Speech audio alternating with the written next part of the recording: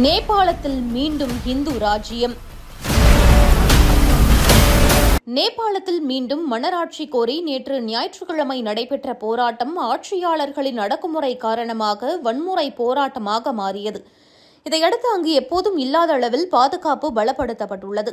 நேபாளத்தில் இந்து பாரம்பரியங்களுடன் மன்னராட்சி நீண்ட காலமாக இருந்து வந்த நிலையில் கடந்த 2008ஆம் ஆண்டு கம்யூனிஸ்டுகளின் எழுச்சியால் அது முடிவுக்கு வந்தது. இதையடுத்து அங்கு ஜனநாயக முறைப்படி ஆட்சி நடைபெற்று வருகிறது. ஆனாலும் இவர்களின் ஆட்சியில் ஊழல் மற்றும் நிர்வாக சீர்கேடுகள் மலிந்ததாக குற்றச்சாட்டு எழுந்தது. குறிப்பாக தங்களால் தூண்டப்பட்ட கம்யூனிஸ்டுகளின் செல்வாக்கை பயன்படுத்தி நேபாள நிர்வாகத்தில் சீனா தலையிட்டு வந்தது.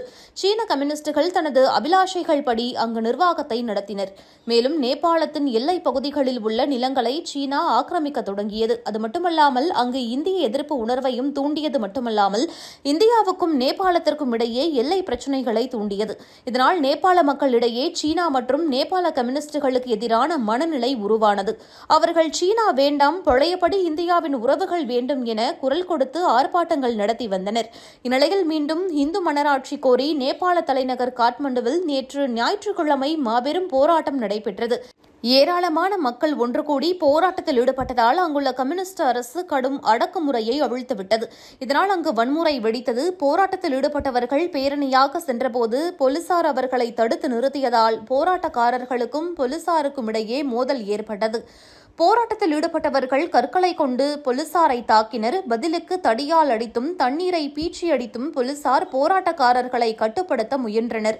இந்நிலையில் மக்கள் ஒன்று கூடுவதற்கு கட்டுப்பாடுகள் விதிக்கப்பட்டுள்ளன. பிரதமரின் வீடு, குடியரசுத் தலைவர் மாளிகை உள்ள இடங்களில் மக்கள் கூட தடை விதிக்கப்பட்டுள்ளது. நேபாளத்தில் இந்து முடியாட்சியை மீண்டும் நிலைநாட்ட வேண்டும் என்ற கோரிக்கைகள் அதிகரித்து வரும் நிலையில் முன்னாள் மன்னர் ஞானேந்திராவை ஆயிரக்கணக்கான மக்கள் காட்மண்டுவிற்கு நேற்று வரவேற்றனர். அங்கு மன்னருக்கு ஆதரவாக இருசக்கர வாகன பேரணிகள் நடைபெற்றன. மேலும் நேபாளம் இந்து மன்னராட்சிக்கு திரும்ப ஆதரவு தெரிவித்து சமூக ஊடகங்களில் பதிவுகள் அதிகரித்து வருகின்றன. ராஜா திரும்பி வா, நாட்டை காப்பாற்று, எங்களுக்கு முடியாட்சி வேண்டும், ராஜாவுக்காக அரச அரண்மனையை காலி செய் என்ற கோஷங்கள் நேற்று ஞாயிற்றுக்கிழமை தலைநகர் காட்மண்டுவை அதிர வைத்தன. ஞானேந்திரா 2 மாதங்களுக்கு முன் இந்தியாவில் உள்ள புனித இந்து கோவில்களுக்கு ஆன்மீக பயணம் மேற்கொண்டிருந்தார். இந்த பயணம் முடிந்து நேபாளத்திற்கு திரும்பி சென்று கொண்டிருந்தார். அவர் தலைநகர் காட்மண்டுவில் நுழைந்தபோது மன்னராட்சிக்கு ஆதரவானவர்கள் கிட்டத்தட்ட 4 லட்சம் பேர் கூடியிருந்ததாக கூறப்படுகிறது. இதுகுறித்து நேபாள மூத்த குடிமகன் 72 வயதான தீர் பகதூர் பண்டாரி செய்தியாளர்களிடம் கூறுகையில், ராஜாவுக்கு எங்கள் முழு ஆதரவையும் தெரிவிக்க வந்துள்ளோம்.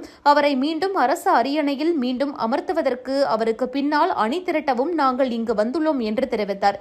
இதுகுறித்து நேபாள இந்து தேசியவாத கட்சியான ராஷ்டிரிய பிரஜாதந்திர கட்சியின் உறுப்பினரான ஷியாமல் கிருஷ்ணா ஸ்திரேதா கூறுகையில், மாற்றத்தின் காற்றை என்னால் உணர முடிகிறது. நேபாளத்தில் இந்து குடும்ப முடியாட்சி மீண்டும் வருவதற்கான நேரம் வந்துவிட்டது. இப்போதைய அரசு மற்றும் இப்போதுள்ள ஊழல் மிக்க கூட்டாட்சி முறையை ஒழிப்பதற்கான 3வது மக்கள் இயக்கம் தொடங்கிவிட்டது என்று கூறினார். நேபாளம் ஒரு கடைசி இந்து ராஜ்யமாகும். அதன் மன்னர் மகா சிவராத்திரியின் போது நடைபெற்ற இந்திர ஜாத்ரா விழாவின் போது ராணுவத்தை மன்னர் ஞானேந்திரா ஆய்வு செய்தார். அப்போது புரவலர் தெய்வமான குமாரியின் ஆசைகளை அவர் பெற்றார் என கூறப்படுகிறது. நேபாளத்தில் இந்து முடியாட்சியை ஆதரிக்கும் ஒரு வலுவான இயக்கம் உள்ளது. அதே சமயம் அங்கு சீனாவின் ஆதரவுடன் இயங்கும் ஒரு பிரபலமான இயக்கம் 2006ஆம் ஆண்டு மன்னர் ஞானேந்திராவின் ஆட்சியை முடிவுக்கு கொண்டு வந்தது. நேபாளம் தனது வரலாற்றில் 240 ஆண்டுகளாக தொடர்ந்து இந்து முடியாட்சி ஆட்சி முறையில் இருந்தது.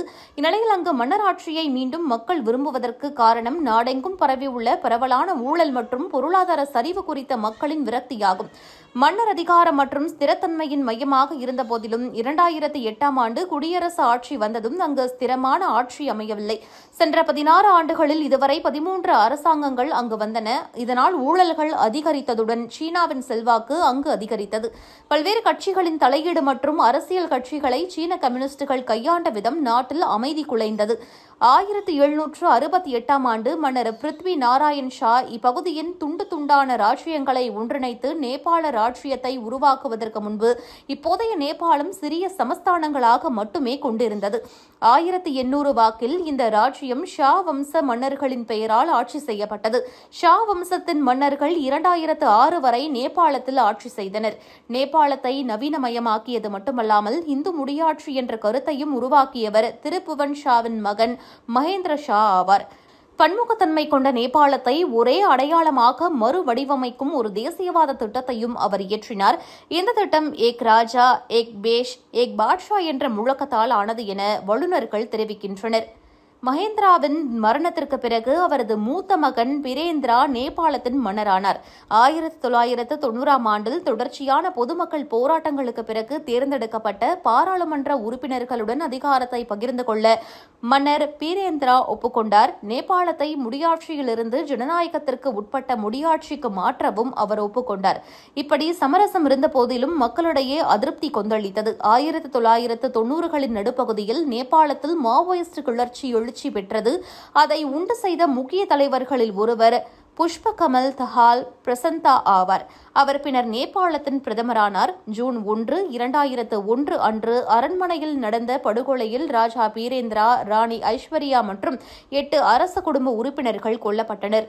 இவர்களை இளவரசர் திபேந்திரா தான் காதலித்த பெண்ணை தேர்ந்தெடுப்பதற்கு தனது குடும்பத்தினர் எதிர்ப்பு தெரிவித்ததால் குடிபோதையில் அவர்களை தீர்த்து கட்டி பின்னர் தன்னைத்தானே சுட்டுக் கொண்டார். திபேந்திரா சிறிது காலம் கோமா நிலையில் மன்னரானார். பின்னர் 3 நாட்களுக்கு பிறகு இறந்தார்.